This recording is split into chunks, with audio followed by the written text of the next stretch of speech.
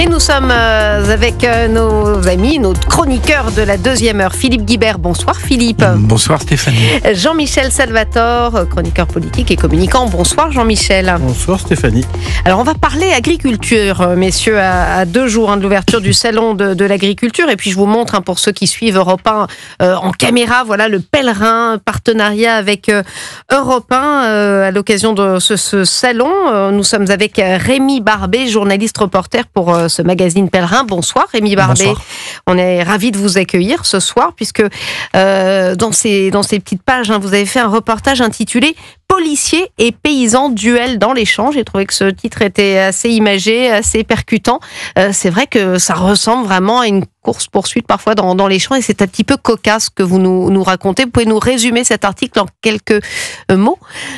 C'est un titre qui est imagé en effet et qui représente vraiment ce que j'ai pu voir sur le terrain, c'est-à-dire des agriculteurs, des paysans et des policiers de l'environnement qui sont dos à dos, qui ne se parlent plus vraiment. Il y a eu beaucoup de polémiques ces derniers mois. Et depuis 1 an, notamment avec la colère agricole qui est montée en épingle politiquement de tous bords, syndicalement également. Et en fait, ils se côtoient dans les champs. Mais les policiers de l'environnement n'osent pas vraiment aller voir les agriculteurs de peur d'une réaction un petit peu véhémente. Ils s'observent à la jumelle. C'est ça, en 4x4 avec des jumelles, ils constatent si les agriculteurs respectent le code de l'environnement ou non. Et de l'autre côté, on a des agriculteurs qui déplorent des techniques de cow-boy, je cite, un manque de prévention, un manque de discussion. Donc on a vraiment des gens qui sont en race campagne, qui travaillent sur le même environnement, mais qui ne se parlent plus parce que c'est devenu inflammable à chaque instant, alors qu'environnement et agriculture devraient plutôt converger en ce moment. Oui. Et Rémi Barbet, vous racontez ce procès où une famille de céréaliers est accusée d'avoir donc porté atteinte, je cite, au milieu aquatique sur son exploitation. En gros, ils avaient fait un petit pont, je crois, sur une rivière. Expliquez-nous. Ils ont busé un fossé, ce qui consiste à faire un petit pont en terre et du coup à mettre une canalisation pour que l'eau continue de s'écouler.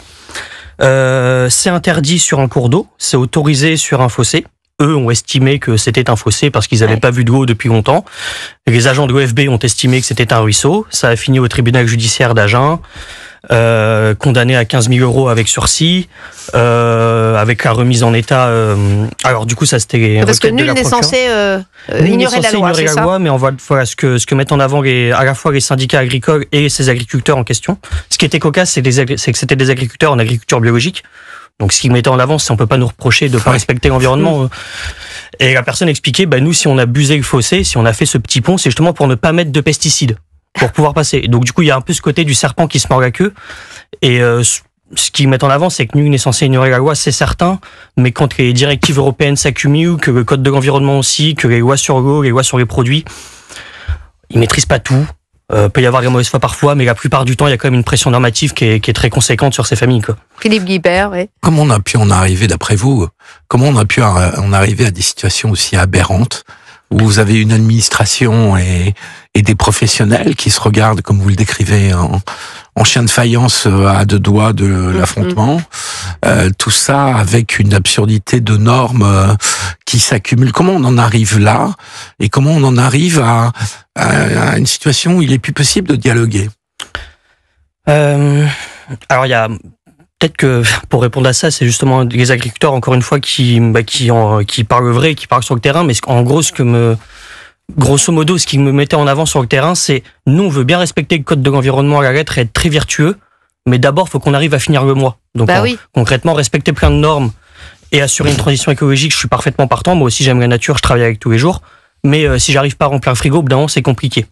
Et après, c'est où est-ce qu'on met le curseur entre des normes qui peuvent être établies à Bruxelles ou dans des bureaux à Paris et ce qui se passe réellement sur le terrain. En fait, ce qui reproche à l'OFB, c'est le manque de concertation, on fait plus confiance au bon sens paysan. C'est ça. Oui, le manque de compréhension. Et en fait, c'est une profession pour qui c'est violent parce qu'en fait, le paysan, historiquement, même quand on reprend la sémantique du mot, le paysan, c'est celui qui façonne le pays. C'est celui qui taille les haies, qui aime la nature. Voilà, qui aménage les talus, qui aménage le paysage français qu'on aime tant, les bocages en Normandie. Donc le paysan, c'est lui qui avait ce rôle premier de travailleur avec la nature, et aujourd'hui, ils s'en sentent un petit peu dépossédés. Et avec ces normes environnementales qui arrivent, on leur explique comment travailler avec la nature. C'est très violent pour cette profession qui, on a un pays rural, on est la première puissance agricole européenne. C'est quand même, il y a un sentiment de dépossession. Donc du coup, ça coince. Il y a un manque de dialogue. Jean-Michel Savator. Ouais, moi je voudrais vous interroger sur l'état d'esprit de ces agents de l'Office français de la biodiversité. Dans quel état d'esprit sont-ils? Est-ce que ce sont des ayatollahs de la réglementation? Ou est-ce qu'ils ont une attitude un peu gênée par rapport à ce qu'on leur demande de faire? On imagine que si c'était des gendarmes, ça se passerait sans doute mieux.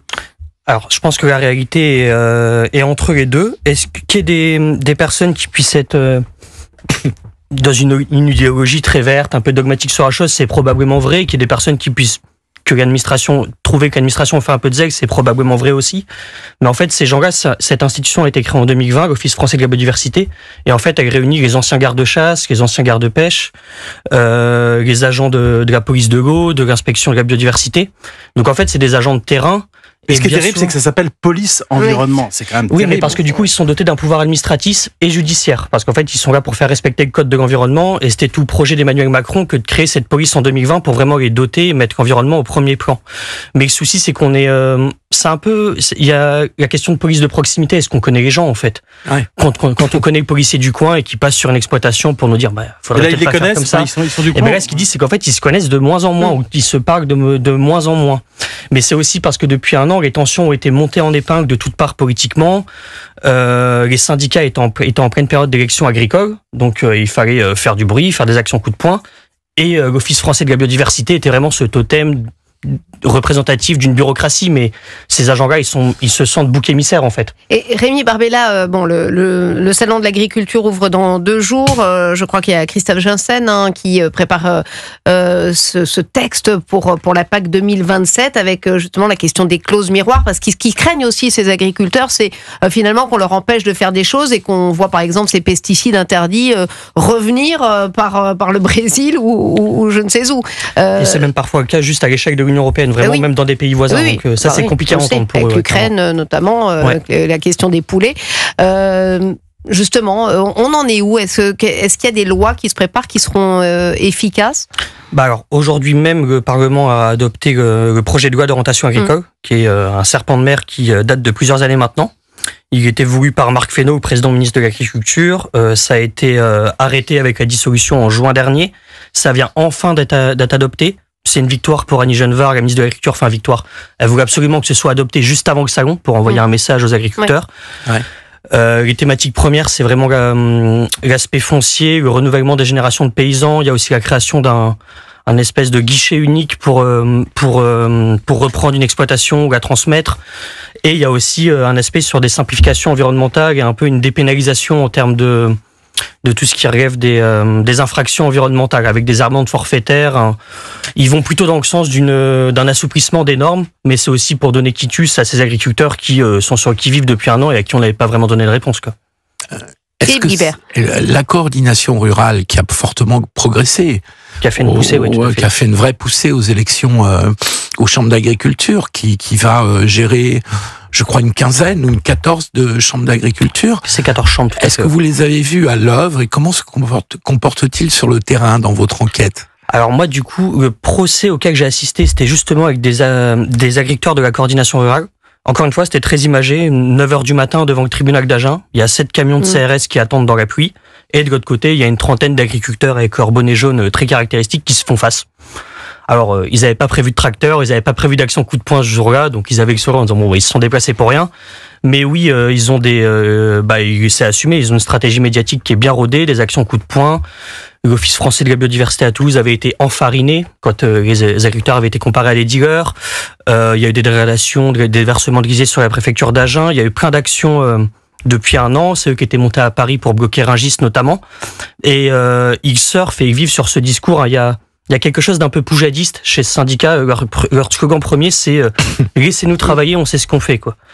Un rapport très identitaire à l'agriculture, très très terroir, très identité des territoires, mais aussi une volonté de laisser faire, de sortir de ces normes. Mais vous, Rémi, vous qui les avez rencontrés, ces agriculteurs, ils veulent vraiment bien faire, non? Alors il y a un sondage qui dit oui, 86% sont inquiets des conséquences du dérèglement climatique, ils sont prêts à s'engager, à accélérer la transition environnementale de leur exploitation. Vous qui les connaissez bien, vous l'avez constaté ça sur le terrain?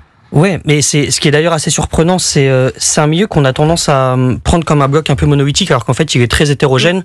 typiquement, là, ces agriculteurs de la coordination rurale qui étaient face à la justice, ils sont un agriculteur biologique. Le vice-président de la coordination rurale dans le Lot-et-Garonne, la vice-présidente, a une petite ferme en agriculture biologique. C'est pas un bloc monolithique. Ils sont pas opposés idéologiquement à la préservation de l'environnement. C'est pas des pollueurs en puissance. C'est juste qu'ils se sentent oppressés. Encore une fois, quand on finit pas le mois et qu'on reçoit un courrier pour être mis en justice parce qu'on a abusé un cours d'eau, enfin, évidemment que l'environnement est essentiel, que cette transition est nécessaire, mais au bout d'un moment, c'est pas entendable pour certaines personnes. Enfin, et encore une fois, c'était une période d'élection agricole, c'était la surenchère constante, fallait prendre des chambres à la FNSEA, ce qu'ils ont très bien fait, ils n'ont jamais eu autant. Ils en avaient 3, maintenant ils en ont 14. Non, mais au-delà de cette question, c'est vrai que c'est une vraie souffrance, Jean-Michel Sabat. Alors, comment va se dérouler le salon de l'agriculture cette année? Bon, l'année dernière, ça avait été quand même... ça avait été chahuté. Très chahuté. Emmanuel Macron, il va samedi d'ailleurs. Il avait eu beaucoup de mal, il avait été obligé de s'isoler parce que évidemment il y avait des manifestations qui étaient assez véhémentes avec des œufs, etc. À votre avis, comment ça va se passer? Est-ce que la tension est un peu remontée ou est-ce qu'au fond, on voit bien que de toute façon, avec la dissolution, tous les engagements qui avaient été pris tardent à entrer en vigueur. Comment vous voyez les choses? Je pense qu'avec la loi qui vient d'être adoptée aujourd'hui au Parlement, le gouvernement, tout du moins, va pouvoir arriver avec un gage. Voilà, regardez, on a fait des choses d'un point de vue législatif, ça va bouger dans les mois à venir. Donc, ça devrait être plus apaisé vis-à-vis du pouvoir directement. Après, ça va être comme chaque année où tous les partis politiques, de Manon Aubry qui va le premier jour aussi jusqu'à Jordan Bardella, vont défiler sur les stands et vont être les meilleurs amis et les meilleurs défenseurs des agriculteurs parce que c'est symboliquement important. Faut pas oublier qu'encore en novembre dernier, il y avait une immense majorité des Français qui soutenaient la colère agricole, près de 8 mois après le démarrage. Donc, il y a une affection des Français pour les agriculteurs et c'est important de bien paraître politiquement à leur côté. Après, il y a des problématiques qui sont franco-françaises, mais l'agriculture aujourd'hui est un enjeu européen. Et il y a un éléphant dans la pièce qui, pour le coup, ne dépend pas que d'Emmanuel Macron, même s'il s'y est opposé. C'est cet accord avec le Mercosur et l'Union européenne que Ursula von der Leyen a acté, la présidente de la Commission européenne, auquel Emmanuel Macron s'est opposé en l'état. Mais il y a aussi un certain aveu d'impuissance, quoi. Après, il ne fait pas du tort à tout le monde, à toutes les filières. Ça, on le dit jamais. D'ailleurs, je ne sais pas pourquoi, mais c'est pour ça que c'est pas un bloc. C'est encore une fois, c'est pas un bloc monolithique. Il y aura des gagnants et des perdants là-dedans. La filière vinicole peut être gagnante dans absolument. C'est pas les seuls d'ailleurs. Merci beaucoup Rémi Barbet d'avoir été avec nous. Je recite ce pèlerin qui sort aujourd'hui en partenariat avec Europe 1, donc à 2 jours. Je le montre un peu mal. À 2 jours du